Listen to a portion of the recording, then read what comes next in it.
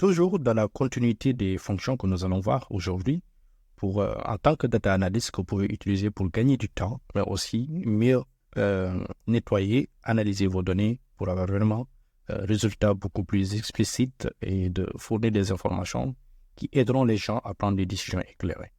Donc aujourd'hui, nous allons utiliser la fonction si qui, elle va permettre d'effectuer des tests logiques, d'accord, qui va renvoyer une valeur si le test est vrai et une autre valeur si le test est faux. Très simple. Si nous l'expliquons de manière concrète, par exemple, vous êtes au sein d'une entreprise dans laquelle vous avez une feuille de données et votre manager ou quelqu'un vous dit, bon, voici les données que nous avons. Et quand même, ils sont énormes. Et comment est-ce que tu peux m'aider à remplir ces deux conditions? Par exemple, tu regardes la feuille, tu me dis, par exemple, si A égale à B, donc, dis-moi A égale à B, avec un nom, par exemple. A supérieur à B, donc A est supérieur à B. Donc, la condition est respectée, oui ou non. D'accord? Donc, avec la fonction si, vous pouvez faire énormément de choses, mais aujourd'hui, quand même, je prends le temps de vous montrer uniquement deux fonctions, mais que vous pouvez répliquer plus tard quand vous le souhaitez. Les données que nous utilisons sont toujours celles que nous avons utilisées dès le début. Là, nous avons des entreprises avec des chiffres d'affaires sur 2 années, de 2020 et de 2021. Et en même temps, nous avons les noms des entreprises. Donc, la première fonction si que nous allons appliquer aujourd'hui sera de voir est-ce qu'il y a une augmentation du chiffre d'affaires entre les 2 années. D'accord? Dans ce cas-là, la fonction que nous allons utiliser sera de dire à Excel de parcourir cette feuille et de nous dire si l'année 2021 comparée à l'année 2022, c'est une augmentation du chiffre d'affaires, dans ce cas-là, dis-moi qu'il y a une augmentation. Si cette condition n'est pas respectée, dans ce cas-là, dis-moi qu'il y a une diminution. Et donc, pour ce faire, nous allons faire la même chose. Nous allons saisir la colonne ou la cellule dans laquelle nous souhaitons faire le calcul. Par exemple, là, nous allons faire pour l'exemple 1, vous allez mettre égal. Et en même temps, si vous mettez égal, vous allez saisir si. Et donc là, si, telles que les descriptions que nous avons dès le début, elle va vérifier si la condition est respectée et renvoie la valeur si le résultat de la condition que vous avez appréciée est vrai ou une autre valeur si le résultat est faux. Et dans ce cas-là, nous allons saisir le premier si que nous avons ici. Puis, en même temps, vous allez saisir la première donnée que nous avons là, qui est de C2. Et dans ce cas-là, nous allons faire le signe de la comparaison que nous avons qui est supérieur, ici. Et nous allons saisir en même temps l'année 2021 que nous voulons le faire. Et à partir de là, vous allez faire un point-virgule. Et dès que nous avons fait ce point-virgule, et là, vous pouvez faire un petit espace, puis nous allons saisir les données de comparaison ou le texte que nous souhaitons qu'il renvoie. Dans ce cas-là, si la condition est respectée, on va lui dire de nous dire qu'il y a une augmentation. Puis, nous allons fermer la parenthèse et faire un autre point-virgule. Et dans ce cas-là, si la condition n'est pas respectée, de nous donner le deuxième test que nous souhaitons qu'il nous renvoie. Dans ce cas-là, ce sera une diminution. Et là, nous allons fermer les guillemets, puis vous pouvez fermer la parenthèse. Alors, il arrive souvent que vous rencontrez ce genre de problème. Ça peut être lié principalement au langage de paramétrage de Excel que vous utilisez. Dans ce cas-là, vu que nous utilisons celui qui est en français, je doute fort qu'il a une confusion entre les points-virgules et les virgules. Dans ce cas-là, je vais changer le point-virgule avec les virgules.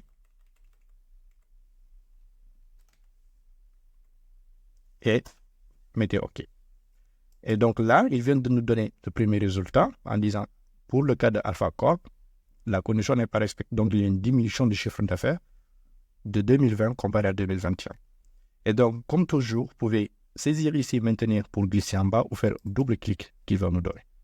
Et donc, concernant toutes les entreprises que nous avons, le chiffre d'affaires a augmenté uniquement pour l'année pour les entreprises qui sont Delta Entreprises, Kappa Solutions, et ainsi de suite. Donc là, ça vous donne vraiment un aperçu très rapide de vos données et du test logique que vous avez déjà fait qui vous permet de lire rapidement ces données plutôt que de comparer année par année, de voir qu'est-ce qui est supérieur et qu'est-ce qui est inférieur. D'accord? Ceci était donc la première méthode de tester la fonction si à l'intérieur de Microsoft Excel. Dans ce cas-là, je vais encore essayer de vous montrer une deuxième méthode que nous allons voir pour ces deux entreprises pour les 2 années. Nous allons demander à Excel de nous dire, par exemple, est-ce que ces entreprises ont connu une croissance? Oui, s'ils ont fait une croissance, à quel pourcentage? Mais par contre, vous savez déjà le pourcentage qu'on vous a demandé de calculer, par exemple, de vérifier si ces entreprises ont connu une croissance de 10%. Et dans ce cas-là, vous souhaitez que Excel vous renvoie la réponse, que cela est vrai ou cela est faux. Là, nous allons essayer la deuxième fonction, qui sera en même temps si, une combinaison de certains types de calculs à l'intérieur de la même fonction, pour nous dire s'il va comparer l'année 2020 et l'année 2021, et que les deux entreprises, une entreprise en particulier, si elle a connu une croissance de 10%, dans ce cas-là, de nous renvoyer le résultat que c'est oui ou c'est non. Et donc, pour ce faire, nous allons utiliser la même méthode que tout à l'heure. Nous allons faire égal, puis nous allons saisir la fonction si, que nous avions là tout à l'heure, double-clic pour maintenir. Et pour ce faire, dans ce cas-là, nous allons ouvrir la parenthèse une deuxième fois. Et là, nous allons sélectionner la première donnée que nous avons ici. Vu que nous souhaitons qu'il nous calcule la croissance, dans ce cas-là, nous allons faire une division de cette valeur. Puis nous allons saisir la deuxième valeur qui est la deuxième année. Et puis nous allons pour le moment fermer cette parenthèse. Et dès que nous fermons cette parenthèse, nous allons en même temps, puisque nous souhaitons qu'il nous vérifie s'il y a une croissance, dans ce cas-là, nous allons faire supérieur à 1. Et à partir de là, nous allons faire 1.1, qui est une croissance de 10%, puis de faire la virgule. Après la virgule, et là, nous allons donc saisir les conditions ou bien les données qui nous renvoient si c'est oui ou si c'est non.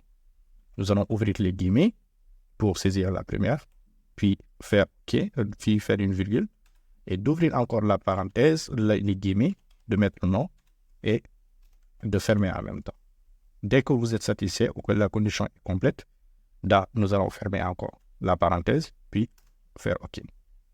Donc, pour la première entreprise qui est Alpha Corp, la condition n'est pas remplie, ce qui veut dire qu'elle n'a pas connu une croissance de 10% sur ces 2 années. Et nous allons faire la même chose, glisser sur toutes les entreprises et de voir si ces conditions ont été respectées. Donc là, nous avons aucune des entreprises qui a connu une croissance de 10%. Voilà donc les différentes méthodes que vous pouvez utiliser avec si.